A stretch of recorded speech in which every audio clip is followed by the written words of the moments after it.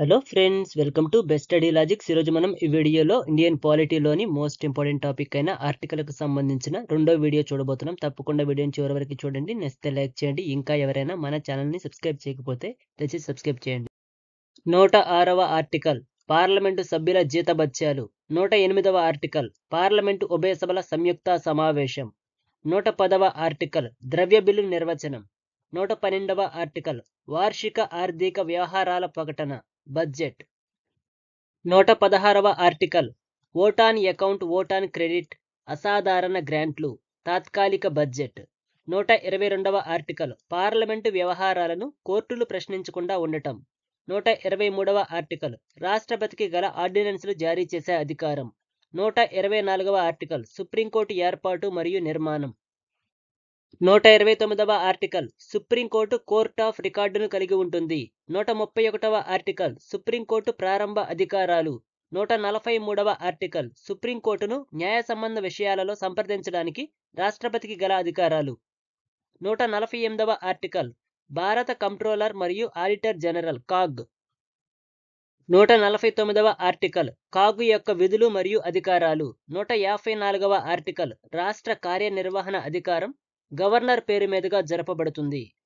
155వ article governor నియామకం. 161వ article నేరస్తులకు governor క్షమాభిక్ష పెట్టే అధికారం. 163వ ఆర్టికల్ రాష్ట్ర పాలనలో గవర్నర్కు సాయం చేసేందుకు ముఖ్యమంత్రి నాయకత్వంలో మంత్రిమండలి ఉంటుంది. 165వ ఆర్టికల్ రాష్ట్ర అడ్వకేట్ జనరల్. 168వ ఆర్టికల్ రాష్ట్ర శాసనసభ. 169వ ఆర్టికల్ రాష్ట్ర శాసన మండలి ఏర్పాటు మరియు రద్దు. 173వ ఆర్టికల్ రాష్ట్ర శాసనసభ సభ్యుల అర్హతలు. 188వ ఆర్టికల్ సభ్యుల ప్రమాణ స్వీకారం. 199వ ఆర్టికల్ ఆర్థిక బిల్లుల నిర్వచనం.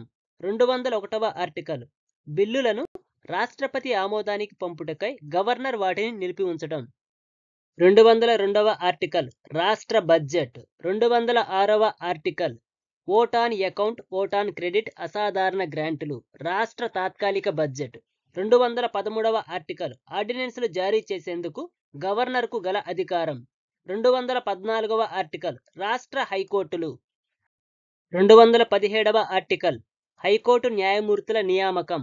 225వ ఆర్టికల్ ప్రస్తుత హైకోర్టుల న్యాయ పరిధి. 226వ ఆర్టికల్ రిట్లు జారీ చేయడానికి హైకోర్టుకు గల అధికారాలు. 231వ ఆర్టికల్ 2 లేదా అంతకంటే ఎక్కువ రాష్ట్రాలకు ఉమ్మడిగా ఒకే హైకోర్టు ఏర్పాటు. 233వ ఆర్టికల్ జిల్లా కోర్టు న్యాయమూర్తుల నియామకం. 239వ ఆర్టికల్ కేంద్రపాలిత ప్రాంతాల పరిపాలన.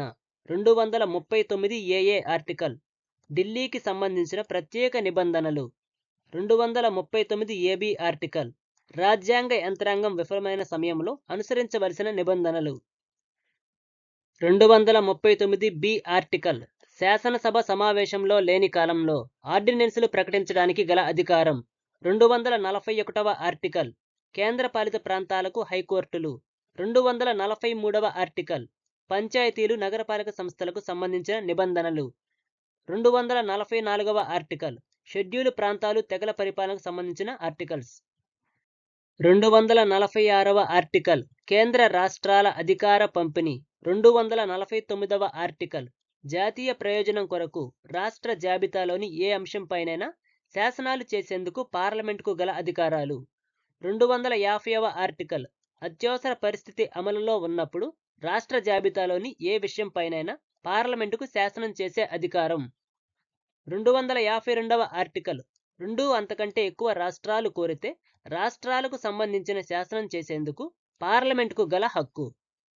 256వ ఆర్టికల్ రాష్ట్రాల మరియు కేంద్రాల యొక్క బాధ్యతలు. 257వ ఆర్టికల్ రాష్ట్రాలపై కేంద్ర నియంత్రణ. 257 ఆర్టికల్ కేంద్రం తన సాయుధ దళాలను పంపి రాష్ట్రాలకు సహాయం అందించడం, ఇది తొలగించబడింది. 260వ ఆర్టికల్ భారతదేశం వెలుపలి ప్రాంతాలకు సంబంధించి కేంద్రం యొక్క అధికార పరిధి. 262వ ఆర్టికల్ అంతర్రాష్ట్ర నదీ జల వివాదాలు ట్రిబ్యునల్ల ఏర్పాటు. 263వ ఆర్టికల్ అంతర్రాష్ట్ర మండలి. 265వ ఆర్టికల్ చట్టం ద్వారా మాత్రమే పన్ను విధింపు. 266వ ఆర్టికల్ కేంద్ర రాష్ట్ర ప్రభుత్వాల సంఘటిత నిధులు ప్రభుత్వ ఖాళీలు. 267వ ఆర్టికల్ ఆగంతక నిధి. 268 ఆర్టికల్ కేంద్ర ప్రభుత్వం విధించే సర్వీస్ ట్యాక్స్. 280వ ఆర్టికల్ ఆర్థిక సంఘం ఏర్పాటు. ఈ వీడియో నచ్చితే లైక్ చేయండి, షేర్ చేయండి. ఇంకా ఎవరైనా మన ఛానల్ని సబ్స్క్రైబ్ చేయకపోతే దయచేసి సబ్స్క్రైబ్ చేయండి. మిగిలిన ఆర్టికల్స్ తర్వాత వీడియోలో వస్తాయి, తప్పనిసరిగా చూడండి. ఇండియన్ పాలిటిక్స్ సంబంధించిన అన్ని క్లాసులను చూడాలి అనుకుంటే ప్లేలిస్ట్లోకి వెళ్ళి చూడండి.